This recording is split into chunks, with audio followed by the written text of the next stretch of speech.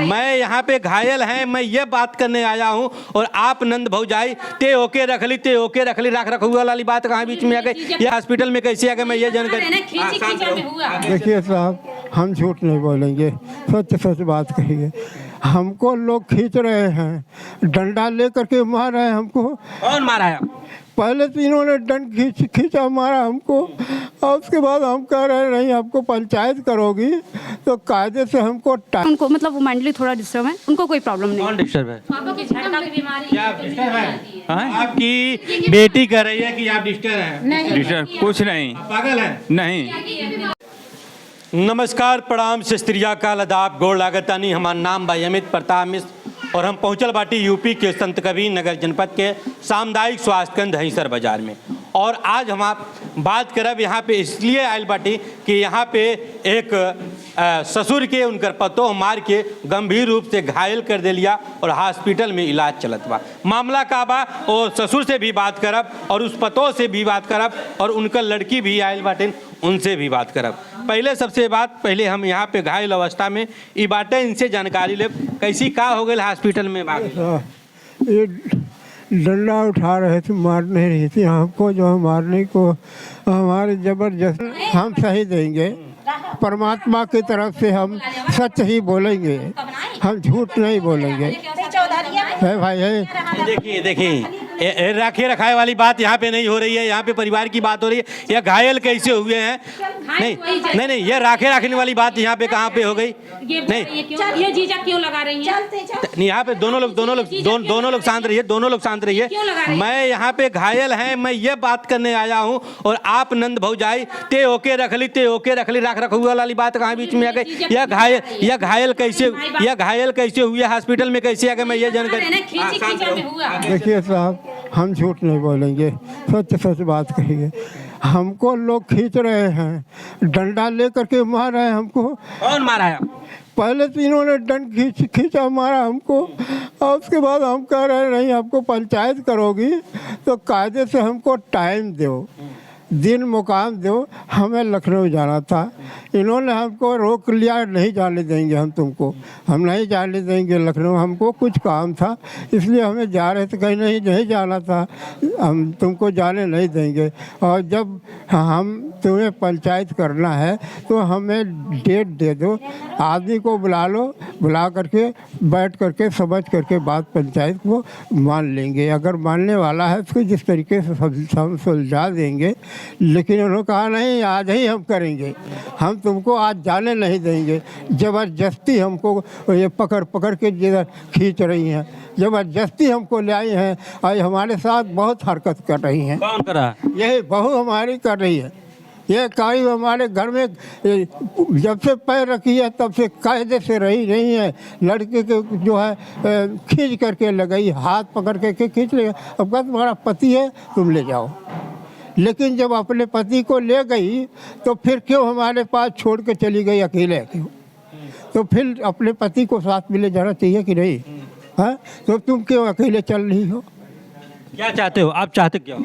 हम चाहते हैं कि अपने पति को भी अपने साथ रखें और ना है तो सब लोग मेरे साथ रहे, हम तो अकेले। आप चाहते हो कि सारे परिवार मेरे साथ रहे, बहू लड़का और जो भी है नाती नतनी सब आपके साथ सब रहे और सब मिल करके रहे और प्यार से रहे और मान सम्मान से रहे, और मान सम्मान हमारा करेंगे हम उनका करें।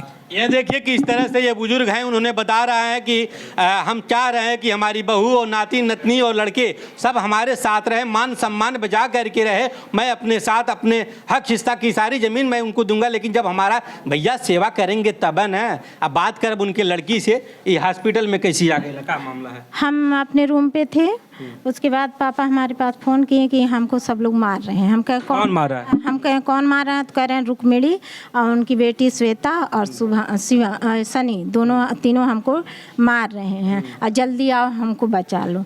तो हम कहें कि मार रहे हैं तो गांव के लोग क्या कर रहे हैं? 100 नंबर पर कॉल करिए, हमारे पास रिकॉर्डिंग है ये बात। उसके बाद तो फिर हम आए यहाँ तो देख रहे हैं पापा को सच में डंडा ले करके ये लोग खड़े थे, ठीक है। उसके बाद हम गए छुड़ाने तो हमारे देखिए चोट लग गया है, हाथ में चोट लग गया है।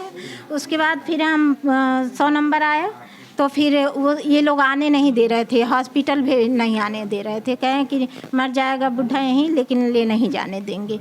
उसके बाद हम 100 नंबर वाला डांट के, गवाह है 100 नंबर वाला, डांट के इनको गाड़ी पे पापा को बैठाया कि आप ले करके जाइए हॉस्पिटल। हम लेके आए यहाँ हॉस्पिटल। ये हमारी जो भौजाई हमारे ऊपर गलत गलत लांछन लगा रही है, झूठ झूठ, जबकि ये खुद लांछन लायक है, ठीक है। और पापा का ना कभी सेवा की। मम्मी हमारी इतनी बीमार थी, हम दोनों बहनें लेकर के हॉस्पिटल में थे, हमारी मम्मी हॉस्पिटल में डेथ कर गए। ना हमारी माँ का ये कभी सेवा की, ना हमारे पिता का सेवा की, ना अपने पति का। अपने पति को दिल्ली लेकर के गई थी, अपने पति को मार के नाले में फेंकवा दी थी। उसके बाद वो किसी तरह घर आए, पापा सुने तो किसी तरह इनको, एक बुढ़िया किसी तरह इनको घर ले आए, तब से ये पापा के पास हैं। उसके बाद ये हमसे लड़ाई कर रहे हैं कि हमारी प्रॉपर्टी ले ली हो, लेकिन ऐसा कुछ नहीं, हमें इस बात की कोई जानकारी नहीं है कि हम इनकी प्रॉपर्टी हमारे पास है कि क्या है। लेकिन हम अपने पिता का, जब ये हमारे पास फ़ोन करते हैं तो हम इनकी सेवा करने चले आते। क्या चाहती हो? हम चाहते हैं कि हमारे पिता की सेवा करें। हमारी माँ का कभी सेवा नहीं की, बट हमारे पिता की तो सेवा करें अच्छे से, और ये देखिए, हमारे घर से कलह दूर हो जाए। ये देखिए, यह इनकी लड़की हैं और इनकी ननद हैं। इन्होंने मैं बता रही हूँ आपको, एक बार नॉर्मली मैं बात कर रही हूँ आपसे। देखिए मैटर यही था कि मैं दीपावली की फेस्टिवल पे मैं छुट्टी पे आई थी, ठीक है। नॉर्मली पापा से सबसे बात हो रही थी। उसके बाद इन लोगों का क्या हुआ है कि इन्होंने वंशनामा करवा लिया बुआ ने। आप ही सोचिए, आपके घर में सिस्टर है और आप वंशनामा, आपको ना पता चले और आपकी सिस्टर वंशनामा करा ले, तो आपको होगा कि नहीं? आपको वाइफ को प्रॉब्लम होगी ना। तो वैसे इनको प्रॉब्लम हुई। उनको कोई मैटर नहीं है, उनकी बहन कुछ भी करे, उनको मतलब वो मेंटली थोड़ा डिस्टर्ब है, उनको कोई प्रॉब्लम नहीं। कौन डिस्टर्ब है? पापा की झटका की बीमारी। क्या आप डिस्टर्ब हैं? आपकी बेटी कह रही है कि आप डिस्टर्ब हैं। डिस्टर्ब कुछ नहीं, पागल है? नहीं। वो दौड़े की बीमारी तो है, अलग बात है। उनको कोई मतलब इफेक्ट नहीं पड़ता कि फैमिली में क्या हो रहा है, ठीक है। तो इनकी वाइफ है, ये मेरा भाई है, ठीक है। तो इन्होंने क्या किया, इनसे इतना बोला कि बाबा से पूछा कि आपने अपनी बेटी को क्यों दिया, वंशनामा किया। इनकी वाइफ एक्सपायर की अभी 2 महीने पहले। आप कभी इस बाबा को, आपकी मम्मी कभी सेवा की हैं? की हैं। शादी हुई है 2001 में मेरी माँ आई हुई है यहाँ पे, 2002 की 3 की मैं हूँ, ठीक है।